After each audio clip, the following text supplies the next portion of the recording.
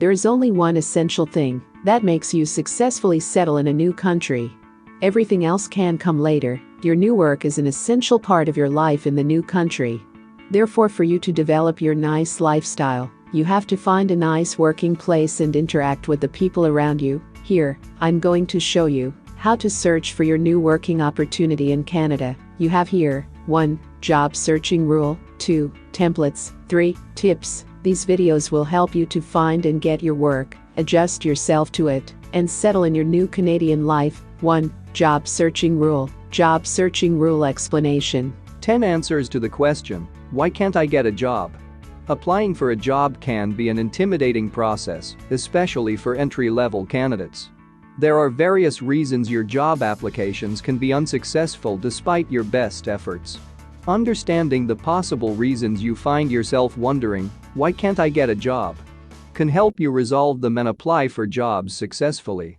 In this article, we discuss 10 possible reasons you can't get a job, provide tips to help you find one, and identify essential skills for finding a job. 10 possible answers to why can't I get a job? And how to improve your job search. Here are some of the most common reasons you may be unable to find work, helping you answer, why can't I get a job?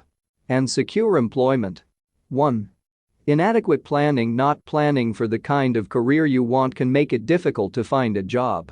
Lack of planning may cause you to apply inconsistently or to unrelated jobs that don't suit your skill set. It can also lead to application fatigue or overlook details that can help you impress hiring managers. Outlining what you want for your career can inform your job search and help you make better decisions. You can determine your career goals by evaluating your strengths, weaknesses, and interests. Additionally, consider speaking to a course advisor or trusted mentor. 2. Insufficient qualifications. Sometimes, the reason you're not getting a job is that you're not qualified for the ones to which you're applying. Most jobs have minimum qualifications and only shortlist candidates who meet those requirements. To determine if you're qualified for a role, you can review the job description to see the minimum qualifications the hiring manager expects. Similarly, learn to differentiate between compulsory and preferred qualifications. If the roles you're interested in are above your skill level, you can consider working to improve your qualifications first. If there's a job you really want, you can consider taking a short course or going back to school to become more knowledgeable and qualified, making it easier to find a job. 3. Generic resume. A generic resume is one that's not suited to a specific role.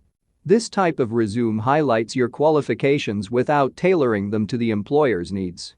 Submitting a generic resume can reduce your chances, as it leaves the hiring manager to figure out why you're a good choice. Even though you have the qualifications, the hiring manager is more likely to select someone who shows how they can benefit the company. Tailoring your resume to a specific role makes it more relevant and improves your chances of success. To tailor your resume, review the job description and note the qualifications the hiring manager wants in a candidate. Next, emphasize these qualifications and keywords on your resume for better results. 4. Resume gaps. A resume gap is an unexplained period on your resume during which you weren't working. It doesn't include periods you spent undergoing training or formal education. These gaps often bother hiring managers, as it means your skills may have reduced during the period. For this reason, hiring managers tend to avoid candidates with resume gaps. If you have a significant gap, you can consider using a different style of resume, like a functional resume, to focus on your skills instead of your work history. You can also include a short summary of the reason for your gap in your resume, like becoming a new parent or helping a sick family member. 5. Low assessment results. Many companies organize assessment tests for job candidates. These tests evaluate your strength in various areas, including industry knowledge, relevant skills, physical fitness, and general aptitude. Organizations usually take these tests seriously, as they offer an objective basis to grade candidates. For this reason, scoring low on these tests may significantly reduce your chances of getting a job. Get a good night's sleep the night before your assessments and consider preparing for them with mock test questions in advance. This can also build your confidence and increase your chances of doing well during the assessment. 6. Unimpressive interview. The interview is one of the most crucial stages of a job application. During this period, the hiring manager forms their opinion of you and decides if you're a good fit for the company. Additionally, interviews are usually highly competitive, as only the best candidates proceed to this stage.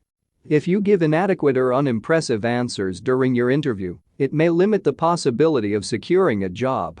Rehearsing for your interview helps you provide more detailed answers. You can search practice interview questions for most roles through various job sites to build your confidence. 7. Unreasonable salary expectations. During your interview, there's usually a point where the hiring manager asks what your salary expectations are. Citing an unreasonable figure may dissuade the hiring manager from selecting you. This is because companies already have a budget for each role they're unwilling to exceed. Research the roles you want and what the average salary is for your region and experience level. Go into your meeting prepared with what your desired salary is and the lowest amount you're willing to accept so you can prepare for negotiations. 8. Bad attitude. Hiring managers are always keen on selecting candidates that fit into the company's corporate culture. This is because they contribute to effective collaboration, a healthy work environment, and overall corporate productivity. Demonstrating a bad attitude at any stage of the hiring process can hinder your chances of success. Common bad attitudes include aggression, indifference, timidity, and being argumentative. Confidence is one of the most important traits for job candidates as it communicates expertise. Hiring managers are likely to select confident candidates to relate with their colleagues, supervisors, and clients more effectively. Ways to demonstrate confidence include speaking clearly, maintaining eye contact, smiling, and keeping open body language to appear more approachable. 9. Lack of attention to detail. Job applications that are full of errors or incorrect information can cause a hiring manager to prioritize other resumes over yours. It can make you appear unprofessional or give the impression that you don't care about the opportunity. Be sure to proofread your applications and consider having a friend or family member proofread it for a second opinion. Check your contact details, as it's possible that potential employers have tried to contact you but can't get through because the resume includes an old phone number or your email address with a typo in it. 10. Bad references. Simply because you worked with someone doesn't mean they're your best option for a reference. Sometimes, candidates fail to secure a job because their references give negative comments about them.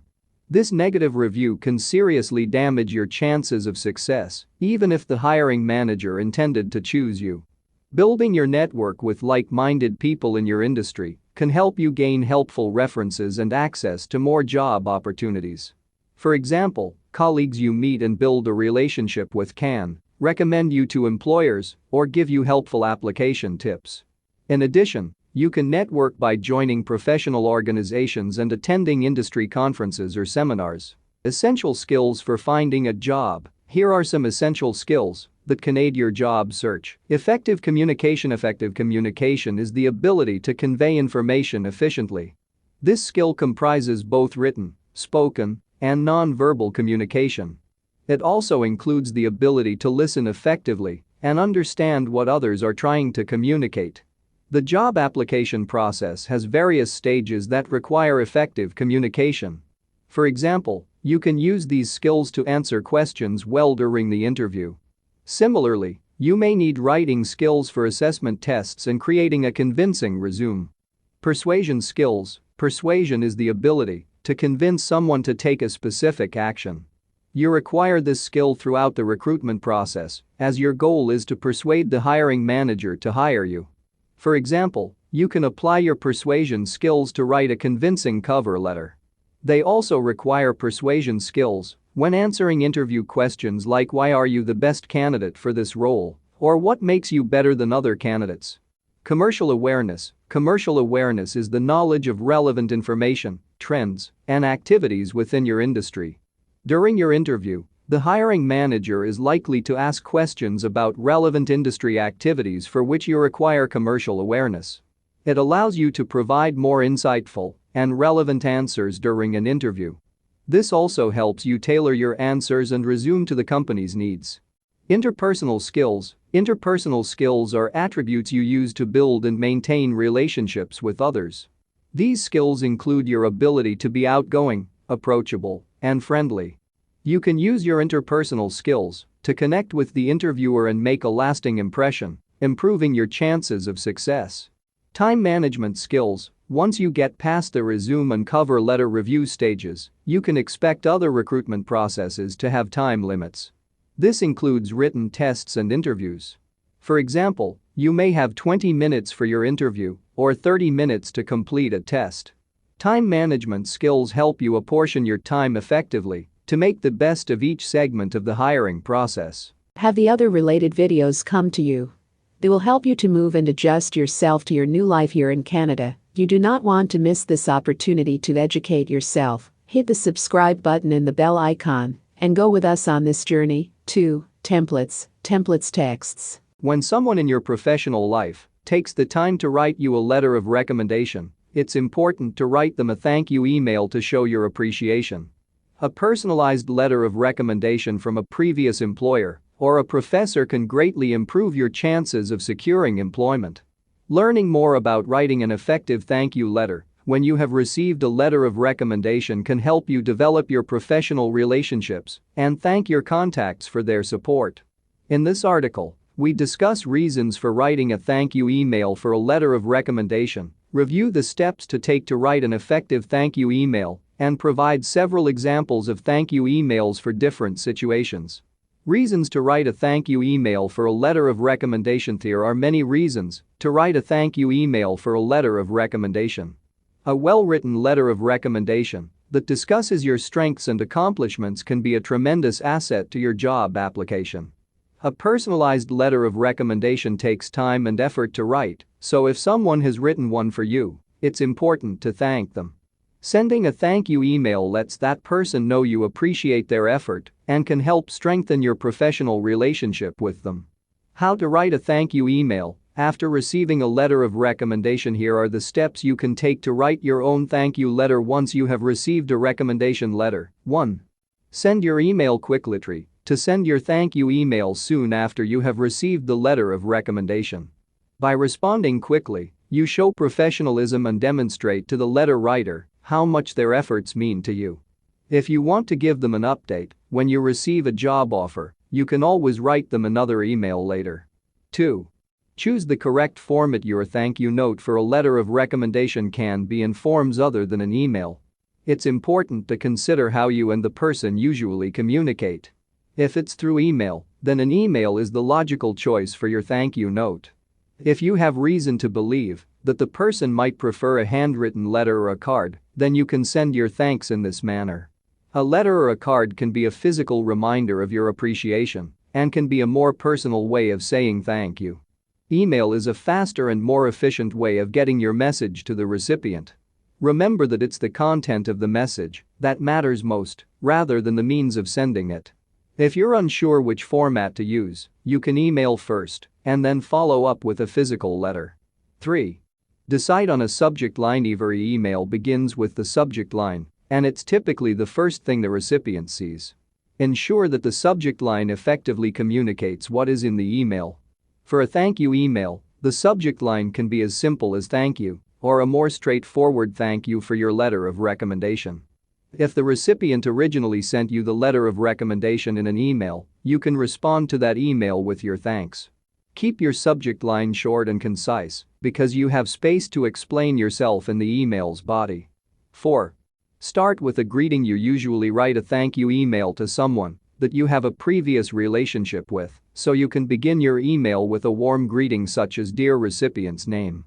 If you have a close relationship with the recipient, you can use their first name. For most business contacts, you can refer to them as Mr. or Ms. and their last name. 5. Express your gratitude. You can start the first paragraph of your thank you email by simply saying thank you to the recipient for the letter of recommendation they wrote for you. Be specific about the reason you are thanking them and be sincere in the way you say thank you. In the next few sentences, you can mention more about what the recipient has done for you or explain why their letter is helpful. Here is an example of what the first paragraph of a thank you email may look like. I am writing to say thank you very much for the thoughtful letter of recommendation you provided me for my job application at Orange Industries. You have always been a mentor to me and have helped me so much as I progress through my career. Your letter was such an important part of my application, and I'm sincerely grateful. 6. Provide an update. In the second paragraph, you can provide the recipient with an update about the job you applied for. It doesn't matter what stage of the hiring process you are in, just inform them you are using their letter of recommendation. You can always write them another letter after you secure the job to say thank you again. Here is an example of what the second paragraph of your letter may look like. I have sent in several documents to support my application to Orange Industries, and I have an interview scheduled for next week. I am sure that they're impressed with the summary of my accomplishments that you provided in your letter of recommendation. Thank you again for your kind words. I am going to keep you updated regarding my progress through the hiring process. 7.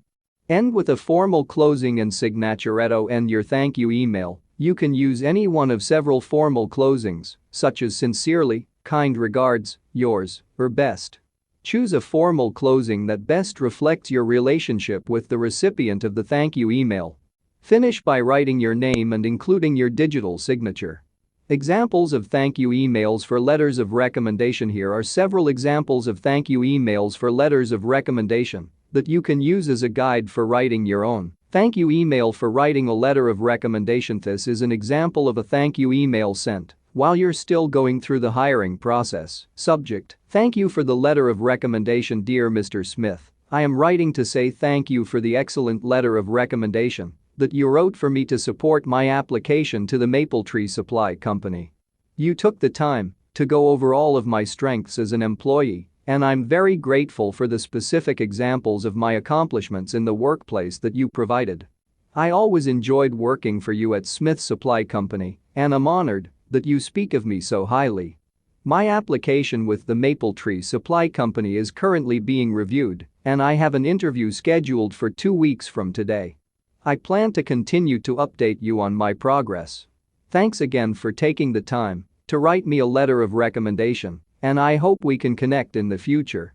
Sincerely, Robert March. Thank you email after receiving a job offer. Here is an example of what a thank you email might look like after you have received a job offer. Subject: Letter of recommendation. Janet Daniels. Dear Mary, thank you so much for the letter of recommendation that you wrote for me to include in my job application to the Moral Gallery. Your letter was an important part of my job application, and during the interview, the manager specifically mentioned that it impressed him. After my interview on Friday, they offered me a position as a curator at the gallery. As you know, it has long been my dream to work there in this position, and your letter of recommendation was an immense help to me in realizing it. I appreciate your kindness, and I can keep you updated on my progress in my new role. Kind regards, Janet Daniels. Short thank you email. Here is an example of a short email thanking the recipient for a letter of recommendation. Subject: Thank you dear Jody, thank you for the letter of recommendation you wrote for my job application to Smythe Landscaping. I appreciate you took the time out of your busy day to do this for me. They scheduled my interview for next Wednesday. I can be sure to let you know how my interview goes. Thanks again, Rick Phillips.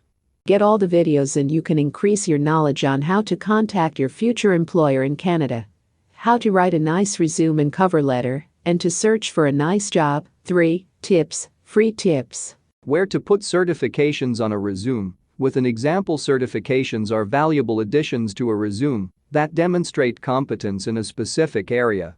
If you have valuable certifications, it can be helpful to highlight them to impress potential employers. Understanding where to list certifications on your resume can help you create more impressive applications and improve your chances of success in your job search. In this article, we discuss where to put certifications on your resume, explore how to create a certification section, and provide an example you can use as a reference. Where to put certifications on resumes. Here are some tips on where to put certifications on resumes. Next to your name, if you have a certification that allows you to use a professional designation, you can include it next to your name in the resume header. Professional designations are a sign of competence due to their qualification requirements. Including one next to your name can make your resume more noticeable. To include your certification near your name, add the short form of your designation next to it in a bracket. Example, Steve Burrow, CPA Whitehorse, YUKON 224-544-3455 steveborough@email.com on your resume summary if you want your certification to impress the hiring manager. Another great location is your resume summary. Your resume summary is a brief section after your resume header, which highlights your most impressive qualifications.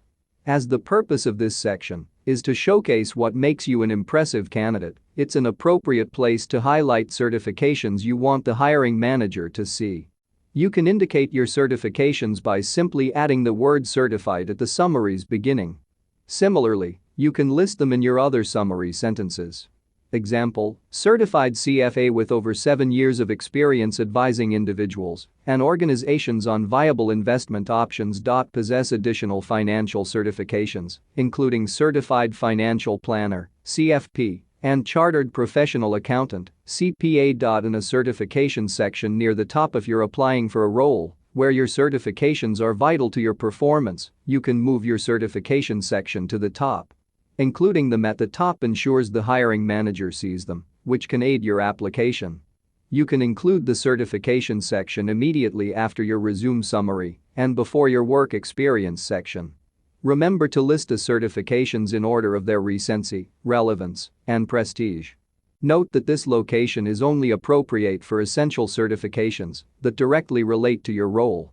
Example, certifications Project Management Professional, PMP. Professional Management Institute, 2020 Certified Scrum Master, CSM, the Scrum Team, 2018 CompTIA Project Plus Certification, 2016, in your work experience section consider including it in your work description if your certification also doubles as a designation or job title. This approach allows you to demonstrate how the certification relates to your work duties and achievements. To include your certification in the work experience section, include it in place of the job title. Next, ensure you provide specific details about your work duties in your description section. Example, Chartered Financial Analyst, CFA Arkansan Financial Services Limited, Toronto, Ontario, 2018-2020 held consultation sessions with clients to understand their investment needs and suggest viable situations. Assessed market and financial data to identify trends and patterns and translate them into investment advice. Managed and supervised the performance of client accounts and prepared periodic reports for them. Trained and supervised 5 interns looking to start their careers as investment bankers. After your education you may have certifications that don't directly relate to the role but taught you essential skills. In such cases, you may still include such certifications if you still have space on your resume. For example, you may create a certification section after your education section and list the certifications.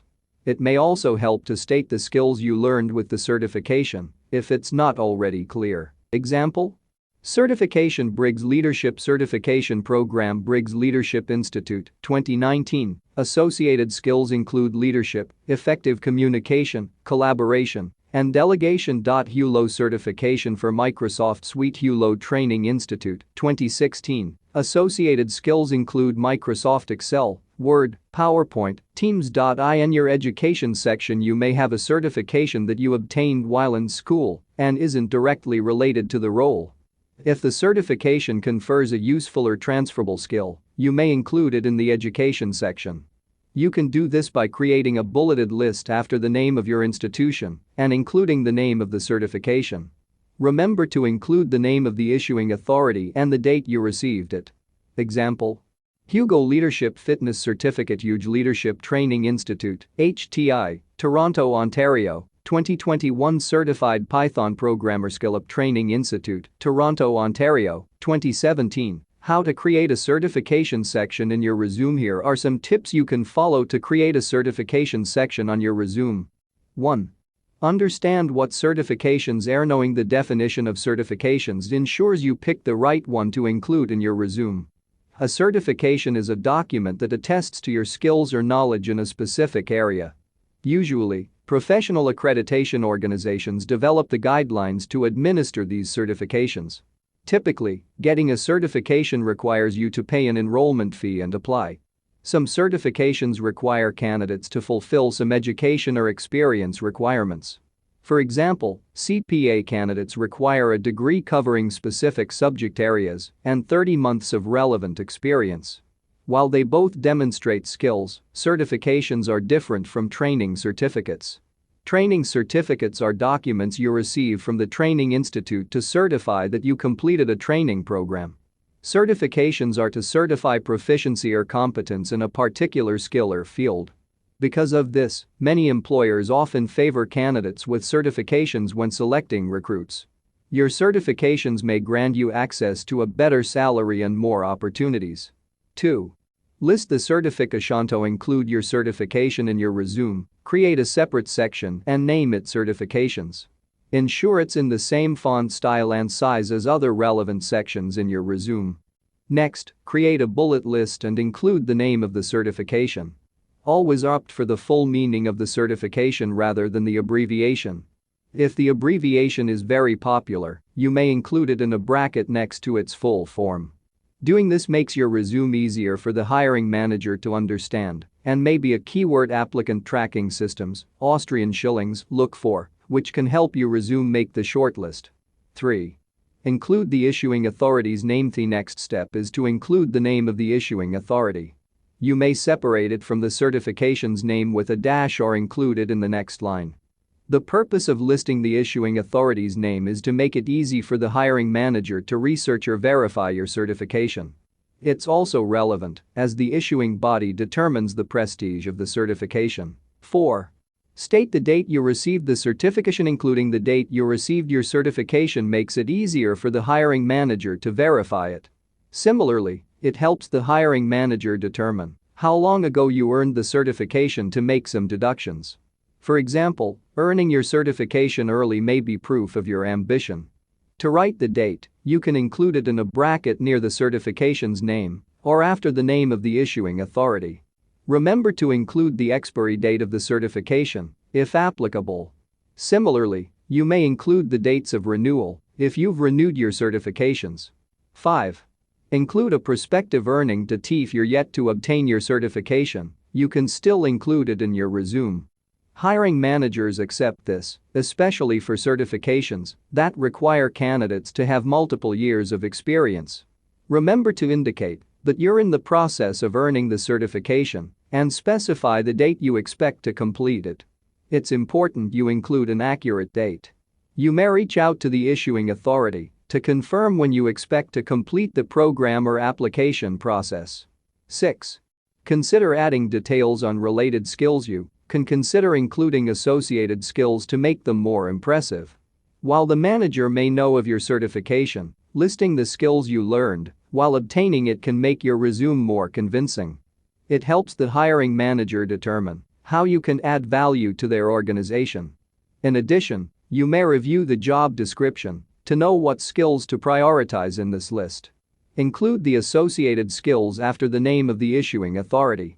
Sample of certification section. Here is a sample of a certification section in a resume. Certifications: Project Management Professional, PMP, Project Management Institute. 2020 relevant skills include project life cycle management, leadership, and effective communication. Certified Scrum Master, the Scrum Institute. 2018 relevant skills include Scrum and Agile methodologies, Lean methodology, and project management. If your certifications are in progress, you may include them like this: First Aid and CPR certification, in progress, Canadian Red Cross, Regina, Saskatchewan. Expected date of completion, June 2021. Chartered Financial Analyst, in progress, CFA Institute. Completed 2 levels of 3. Expected date of completion, November 2021. Now that you have some examples and tips here, you are better prepared to join us and write your story. Ask whatever you want in the comments and we will do our best to answer you. I will have you in our next video. Bye for now.